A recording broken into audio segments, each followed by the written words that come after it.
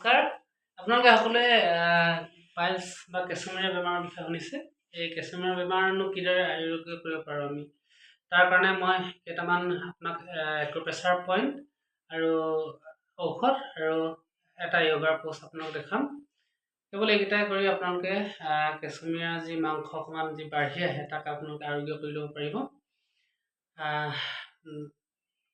প্ৰথম চাওক, আপোনাৰ এটা পাইলছৰ কাৰণে একুপ্ৰেছাৰ এটা আমাৰ পইণ্ট আছে। সেইটো হ'লে আপোনাৰ এই হাতৰ আপোনালোকে এইফালে গ'ল এইটো জেগাত, এই বুঢ়া আঙুলিটো গৈ গৈ লাষ্টত য'ত শেষ হৈছে তাৰ তলত বুঢ়া আঙুলি শেষ হয়, মুঠতে হাতৰ একেবাৰে কিনাৰত এইটো জেগাত এইটো এটা পইণ্ট আপোনাৰ পাইলছৰ পইণ্ট। ইয়াত আপোনালোকে 1 মিনিটকৈ ৰেগুলাৰ প্ৰেছ কৰিব, টেপক।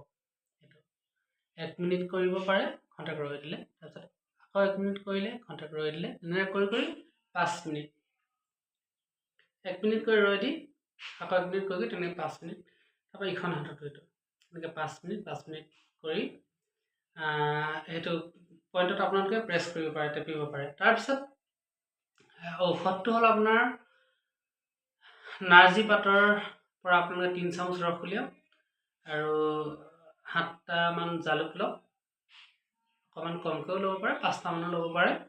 5টা বা 7টা জালুক লৈ 3 চামুচ আপোনালোকে নাৰ্জী পাতৰ ৰসৰ লগত আপোনালোকে ৰাতিপুৱা গধূলি ইয়াক খাওক।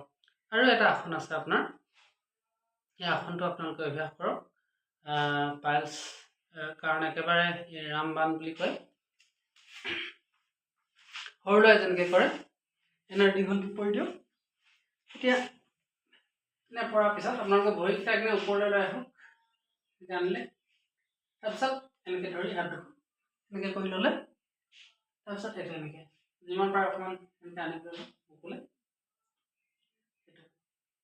অকণমান টানক, এনেকৈ থাকক খন্তেকমান।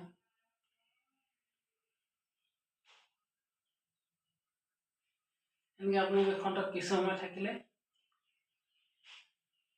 1 মিনিটমান থাকিলে, তাৰপিছত আকৌ এইটো এনেকৈ কৰিলে, আকৌ একবাৰ তেনেধৰণে আপোনালোকে কেইবাবাৰো কৰিব পাৰে।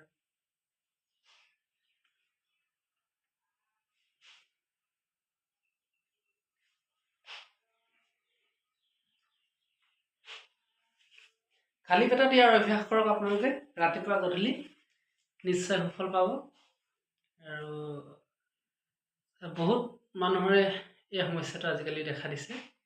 আৰু অপাৰেশ্যনৰ পৰা 100% আপোনালোকে 99% আপোনালোকে অপাৰেশ্যনৰ পৰা ৰক্ষা পাব পাৰিব। ধন্যবাদ।